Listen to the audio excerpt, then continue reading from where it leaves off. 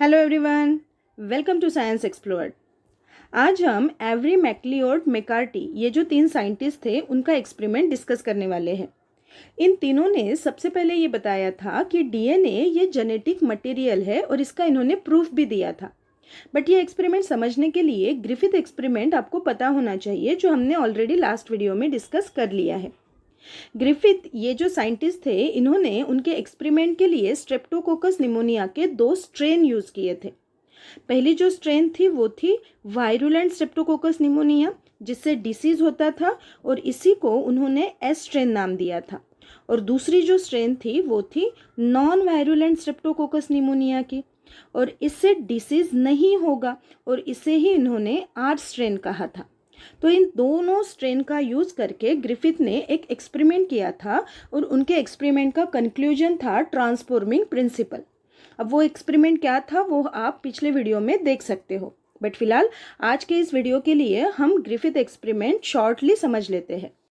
सबसे पहले ग्रिफिथ ने क्या किया था, जो वायरुलेंट बैक्टीरिया थे उसे माउस के अंदर इंजेक्ट कर दिया, और उस टाइम उन्होंने ऑब्जर्व किया कि जो माउस है वो मर गया, क्योंकि वायरुलेंट बैक्टीरिया ये डिसीज कॉज कर सकता है।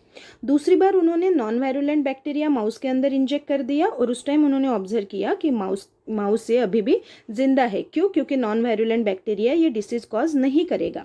थर्ड टाइम उन्होंने क्या किया, जो स्मूथ स्ट्रेन वाले बैक्टीरिया, दैट मीन्स जो वायरुलेंट बैक्टीरिया है, उसका हिट किलिंग किया, उसको माउस के अंदर इंजेक्ट कर दिया, और उन्होंने ऑब्जर्व किया कि जो माउस है वो अभी भी जिंदा है। फोर्थ टाइम उन्होंने क्या किया, जो रफ स्ट्रेन वाले बैक्टीरिया है उसका मिक्सिंग कर दिया हीट किल्ड स्मूथ स्ट्रेन के साथ, और इस मिक्सचर को उन्होंने माउस के अंदर इंजेक्ट कर दिया। अब उन्होंने ये करते समय सोचा होगा कि जो माउस है वो अभी जिंदा रहेगा, उनका ऑब्जर्वेशन ये होगा शायद से कि माउस ये जिंदा रहेगा। क्यों माउस जिंदा रहेगा? क्योंकि उन्होंने ऑब्जर्व किया था कि जो नॉन वायरुलेंट बैक्टीरिया है उनसे माउस ये जिंदा रहा था, और जो heat killed smooth strain bacteria inject करने के बाद भी माउस जिंदा रहा। बट उन्होंने जब इन दोनों का मिक्सिंग किया उस टाइम उन्होंने ऑब्जर्व किया कि जो माउस है ये माउस मर गया। अब ऐसे क्यों हुआ होगा? तो इन ऑब्जर्वेशन से उन्होंने एक कंक्लूजन निकाला कि कुछ तो ऐसा है जो आर स्ट्रेन बैक्टीरिया से एस स्ट्रेन बैक्टीरिया में ट्रांसफ़र हो रहा है, जिसे उन्होंने ट्रांसफॉर्मिंग प्रिंसिपल नाम दिया था। इसी ग्रिफिथ के एक्सपेरिमेंट के बेसिस पे एवरी मैकार्टी मैक्लिओड ने दूसरा एक एक्सपेरिमेंट किया। उन्होंने ये एक्सपेरिमेंट क्यों किया? क्योंकि ग्रिफिथ उनके एक्सपेरिमेंट में ये प्रूफ नहीं दे पाए कि डीएनए ही जेनेटिक मटेरियल है। उन्होंने सिर्फ यही बताया कि कुछ तो ऐसे है जो एक सेल से दूसरे सेल में ट्रांसफ़र हो रहा है, बट वो क्या है ये वो नहीं बता पाए। सो इस वजह से एवरी मैकार्टी और मैक्लिओड ने एक एक्सपेरिमेंट किया। उन्होंने उनके एक्सपेरिमेंट के लिए ग्रिफिथ ने जो यूज़ किया था बैक्टीरिया की स्ट्रेन जो थी heat killed smooth strain bacteria, यही उन्होंने उनके एक्सपेरिमेंट में यूज़ किया। उन्होंने क्या किया, जो एस किल्ड मतलब स्मूथ स्ट्रेन किल्ड जो बैक्टीरिया थे, दैट मीन्स किल्ड वाले, तो उन्होंने ये बैक्टीरिया टेस्ट ट्यूब के अंदर ले लिए। अब इस टेस्ट ट्यूब में इस बैक्टीरिया के लिपिड्स होंगे, कार्बोहाइड्रेट्स होंगे, साथ ही साथ यहाँ पे डीएनए रहेगा, आरएनए रहेगा, प्रोटीन रहेगा, तो ये सारी चीज़ें इस टेस्ट ट्यूब में रहेगा। बट उस टाइम ये जो प्रोटीन है, प्रोटीन को ही जेनेटिक मटेरियल कंसीडर किया जाता था। सो इस वजह से इन्होंने क्या किया, इसमें जो लिपिड और कार्बोहाइड्रेट है इनको उन्होंने रिमूव कर दिया with the help of enzyme. अब इस टेस्ट ट्यूब में क्या बचा? सिर्फ डीएनए, आरएनए और प्रोटीन बचा। अब इसी के बेसिस पे उन्होंने एक एक्सपेरिमेंट किया। तो देखो वो एक्सपेरिमेंट क्या है। देखो यहाँ पे हीट किल्ड एच सेल जो बैक्टीरिया है ये उन्होंने टेस्ट ट्यूब में ऐड कर दिया, लिपिड शुगर वहाँ से रिमूव कर दिया, और यहाँ पे जो मटेरियल है वो मटेरियल इन्होंने 3 टेस्ट ट्यूब में डिस्ट्रीब्यूट कर दिया। देखो जैसे कि यहाँ पे ये दूसरी और तीसरी, ऐसे 3 टेस्ट ट्यूब में उन्होंने ये मटेरियल डिस्ट्रीब्यूट कर दिया।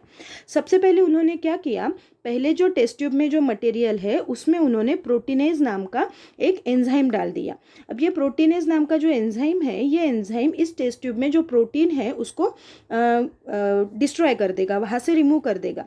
अब उसमें उन्होंने क्या डाल दिया, आर सेल बैक्टीरिया, जो कि रफ स्ट्रेन वाले जो नॉन पैथोजेनिक है वो बैक्टीरिया उन्होंने इस टेस्ट ट्यूब में डाल दिए, और ये जो मटेरियल है वो उन्होंने माउस में इंजेक्ट कर दिया, और ऑब्जर्व किया कि जो माउस है वो मर गया। दूसरी बार उन्होंने क्या किया, दूसरे टेस्ट ट्यूब में उन्होंने आरएनएज नाम का एंजाइम डाल दिया। इसने क्या किया, आरएनए को रिमूव कर दिया वहाँ से। और दूसरी बार उन्होंने उसमें आर सेल डाल दिया और ये मटेरियल जो है वो माउस में इंजेक्ट कर दिया। उस बार भी उन्होंने ऑब्जर्व किया कि माउस की डेथ हो गई। तीसरी बार उन्होंने क्या किया, इसी टेस्ट ट्यूब में डीएनएज नाम का एक एंजाइम डाल दिया जिसने डीएनए को रिमूव कर दिया उस टेस्ट ट्यूब में से। अब बाद में उन्होंने फिर से उसमें आर स्ट्रेन बैक्टीरिया डाल दिए जो कि नॉन पैथोजेनिक है और ये मटेरियल माउस के अंदर इंजेक्ट कर दिया और ऑब्जर्व किया कि उस टाइम माउस ये जिंदा रहा। अब इस एक्सपेरिमेंट से आप क्या समझ पाए? जब टेस्ट ट्यूब में प्रोटीन नहीं था बट उस टाइम उस टेस्ट ट्यूब में आरएनए और डीएनए प्रेजेंट था और वो जब मटेरियल हमने माउस के साथ इंजेक्ट कर दिया तब उस टाइम माउस ये मर गया।